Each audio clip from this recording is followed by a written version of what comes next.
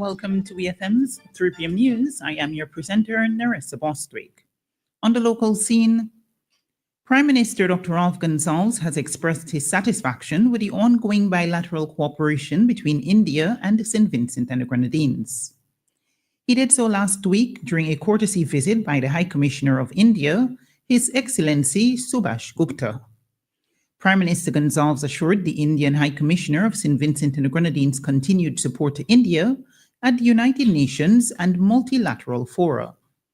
He also strongly condemned the recent terror attack in Kashmir and expressed his solidarity with India.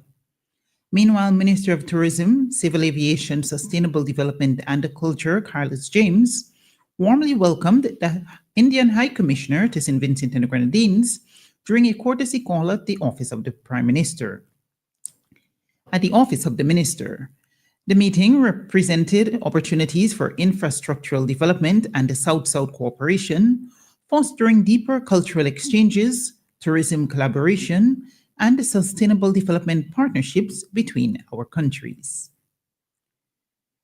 Works on the Chateauvilliers Early Childhood Center and the Fit Use Primary School are nearing completion.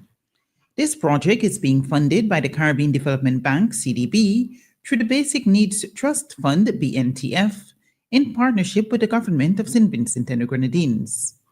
In an interview with the Agency for Public Information, API, on April 25th, Area Representative Honorable Carlos James said he was pleased with the construction efforts at both schools, and the project would certainly enhance the school environment for both students and the teachers. Minister James said this is all part of a holistic developmental approach in North Leeward. The scope of the project includes the construction of 2 large classrooms, a kitchen, a sick bay, and a general play area at the Chateauvilliers Early Childhood Center, and at the Fit Use Primary School, 2 new classrooms, a principal's office, a library, and a sick bay. These rehabilitation projects are being carried out at a total cost of EC $2.8 million.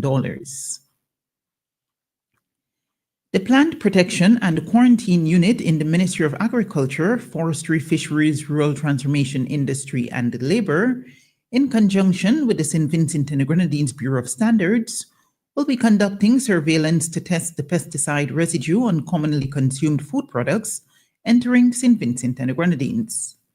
The St. Vincent and the Grenadines Bureau of Standards indicated that this due diligence exercise is aimed at ensuring food quality for all. To this end, a meeting will be convened with all important importers on Tuesday, May 13th, at the Bureau of Standards conference room at 10 a.m. The Ministry of Agriculture has already placed significant restrictions on the importation of several agrochemicals and also brought an end to aerial spraying of crops to safeguard and improve the quality of life for all Vincentians. On to regional news. The Elections and Boundaries Commission, EBC, says it is confident that today's general election will be conducted in a safe environment as more than 1 million voters head to the polls to elect a new government in Trinidad and Tobago.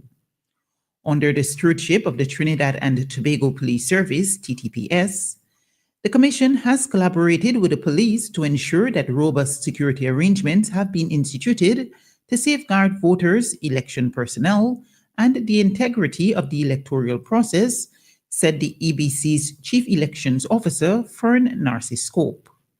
The Elections and Boundaries Commission said all 2,316 polling stations are equipped with the necessary staff, materials, and supplies to ensure each location meets high standards of accessibility, functionality, and safety. While 161 candidates from 17 political parties are contesting the 41 seats in Parliament, the race, just as it has been for decades, will be a straight fight between the incumbent People's National Movement, PNM, and the main opposition, United National Congress, UNC. An estimated 1,154,708 people are eligible to cast ballots, with polling being observed by teams from the Caribbean Community CARICOM and the Commonwealth. Polling stations opened at 6 a.m. and will close 12 hours later.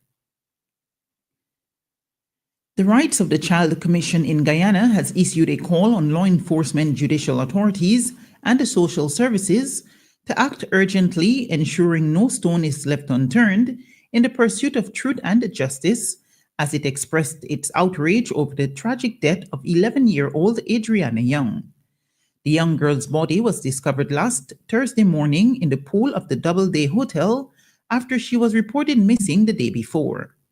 The Commission said Adriana's tragic death underscores the urgent need for a swift, transparent, and thorough investigation into the circumstances surrounding the tragedy, adding that it demands that all individuals involved, including alleged perpetrators and institutions responsible for her welfare, be held fully accountable under the law. Justice for Adriana is not negotiable. It is a moral imperative, the Commission said.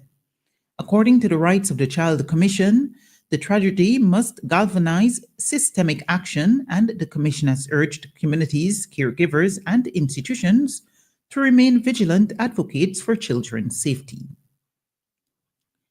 In news and international scene, 3 young children who are U.S. citizens, including one with cancer, were deported to Honduras alongside their mothers last week, according to advocacy groups and the family's lawyers. One of the children is a 4-year-old with stage 4 cancer who was sent without medication, a lawyer for the child's family said. President Donald Trump's border czar, Tom Homan, said the mothers had made the choice for their citizen children to be removed with them. Having a U.S. citizen child does not make you immune from our laws, he said, adding the mothers were in the U.S. illegally. On Friday, New Orleans Immigration and Customs Enforcement (ICE) officials deported the 2 mothers and the 3 children aged 2, 4, and 7 to Honduras from Louisiana, the American Civil Liberties Union said in a statement. The 2 families, including one pregnant mother, had lived in the U.S. for years and were deported from the U.S. under deeply troubling circumstances that raise serious due process concerns, the American Civil Liberties Union said, according to a report by the BBC.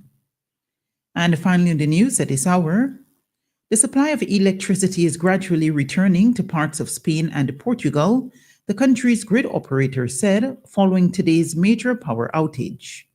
The outage shut off traffic lights and caused chaos at travel hubs. Officials are still trying to determine the blackout's cause. There is no conclusive information on what caused the power outage, Spanish Prime Minister Pedro Sanchez said, according to CNN News. Sanchez warned people to avoid speculation and said hospitals are functioning. He also said power has been restored to some areas in the north and the south of Spain.